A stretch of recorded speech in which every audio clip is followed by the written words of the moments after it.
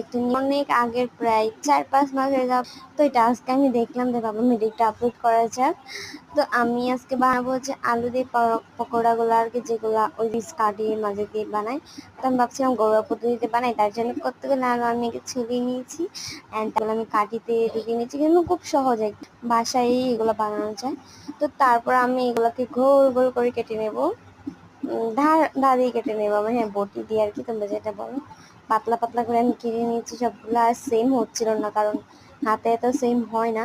তারপরে সুন্দর করেই করছিলাম, ভালো লাগছিল।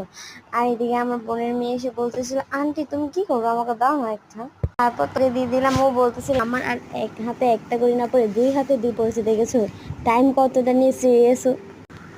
তো ওকে বললাম দিয়ে দাও, আমি তোমাকে বানিয়ে তারপর তোমাকে দেবো। ও বললো আচ্ছা ঠিক আছে। তারপরে আমাকে নিয়ে দিয়ে গেলো রুমে, এই যে বলতেছিল দেখো তোমাকে সাহায্য করে ও এগুলো নিয়ে আসছে।